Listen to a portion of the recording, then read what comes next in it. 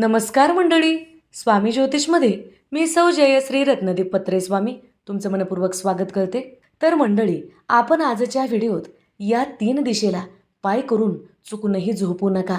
यामुळे घरात अडचणी, कष्ट, त्रास तर होतोच, पण आपली तब्येतसुद्धा बिघडू लागते.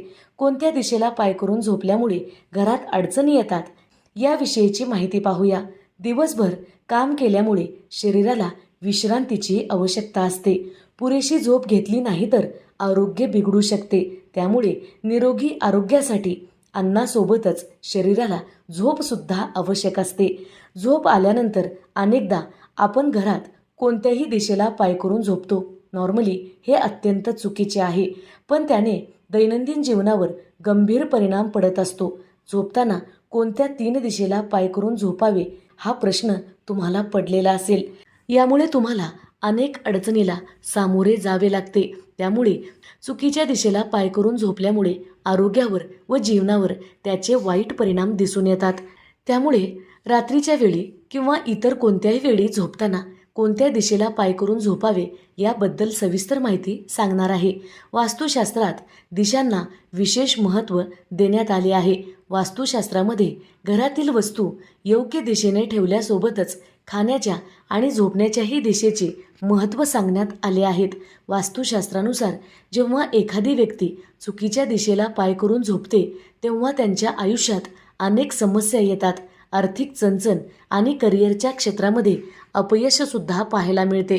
त्यामुळे ठराविक दिशांना पाय करून झोपू नका, कारण हा सल्ला वास्तुशास्त्रात सांगितलेला आहे. कोणत्या दिशेला पाय करून झोपू नये याविषयीची माहिती पाहूया.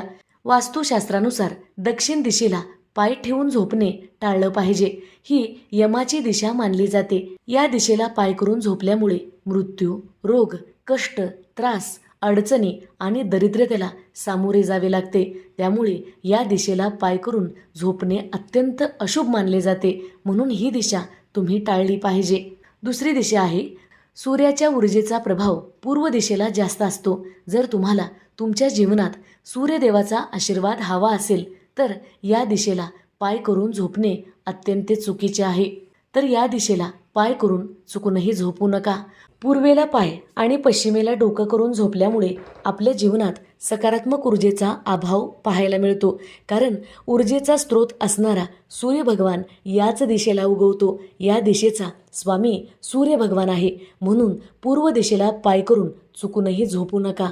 या दिशेला पाय करून झोपल्यामुळे आपल्या शरीरात ऊर्जा कमी होते.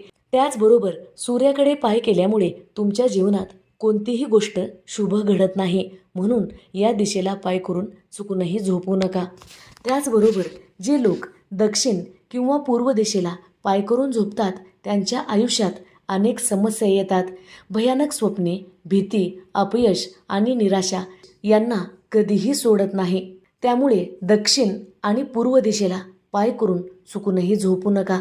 उत्तर दिशेला पाय करून झोपणे शुभ आणि चांगले मानले जाते.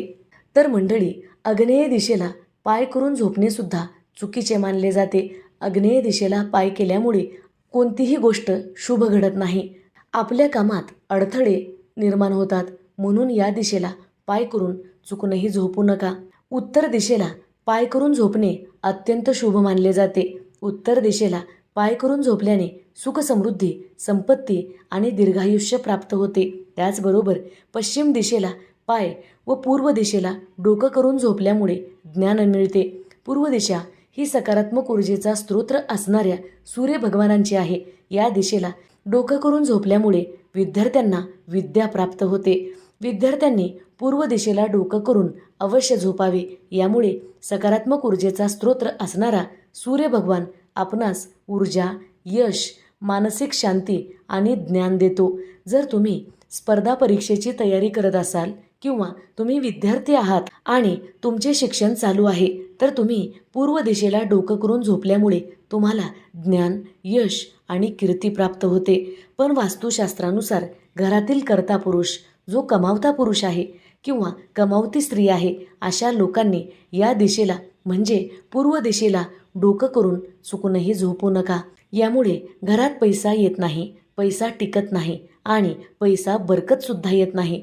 म्हणून जो कर्ता पुरुष आहे किंवा घरातील कमावती स्त्री आहे अशा स्त्रियांनी किंवा पुरुषांनी पूर्व दिशेला डोकं करून चुकूनही झोपू नका.